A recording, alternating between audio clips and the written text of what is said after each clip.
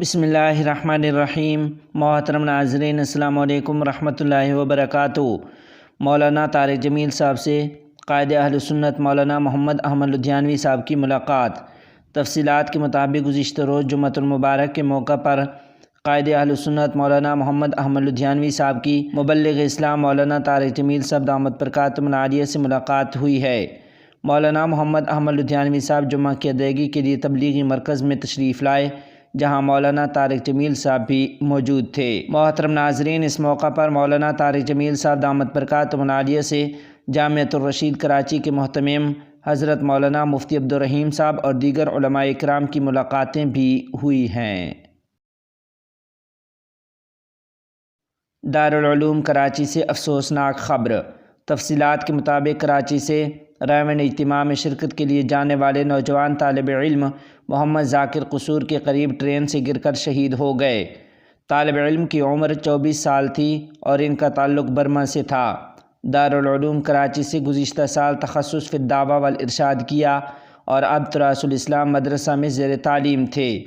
واقعے کی مزید تفصیلات یہ ہیں کہ کراچی سے لاہور جانے والی ٹرین میں سوار نوجوان نے قصور کے قریب اپنا سر باہر نکالا اور بدقسمتی سے وہ پول سے ٹکرا کر چلتی ریل گاڑی سے گر گئے۔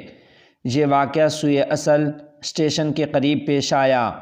آج رائمنڈ اجتماع میں جنازہ اور ان کے لواحقین کی اجازت سے اس طالب علم کی وہیں مرکز کے قریب قبرستان میں تدفین عمل میں لائی جائے گی۔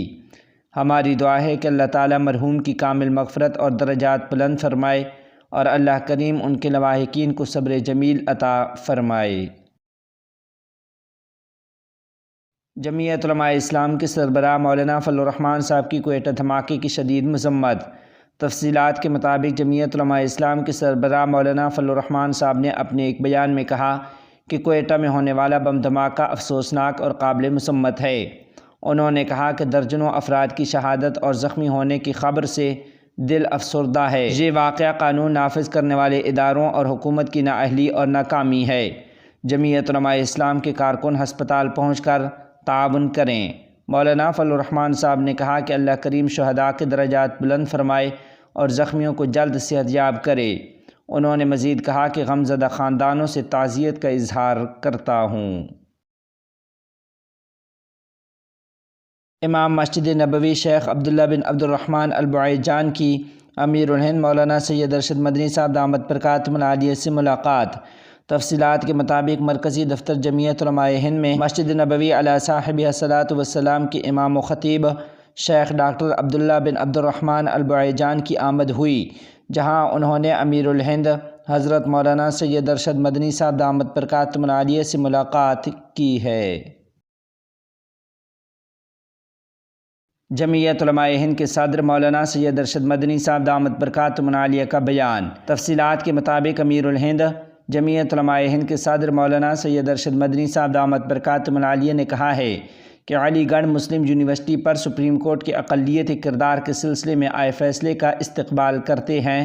یہ فیصلہ تاریخی فیصلہ ہے۔ یہ ان دوسرے اقلیتی تعلیمی اداروں کے لیے بھی ایک نظیر کے طور پر کام کرے گا جو اقلیتوں کے ذریعے قائم کیے گئے ہیں۔ سپریم کورٹ کا یہ کہنا اپنی جگہ بڑی اہمیت کا حامل ہے کہ علی گڑھ مسلم یونیورسٹی ایک اقلیتی ادارہ ہے۔ ہمارا ہمیشہ سے یہ ماننا ہے کہ حکومتوں سے جب انصاف حاصل نہ ہو تو پھر عدلیہ ہی سہارا رہ جاتی ہے۔ آج کے فیصلہ سے ایک بار پھر ہماری بات کی تصدیق ہو جاتی ہے۔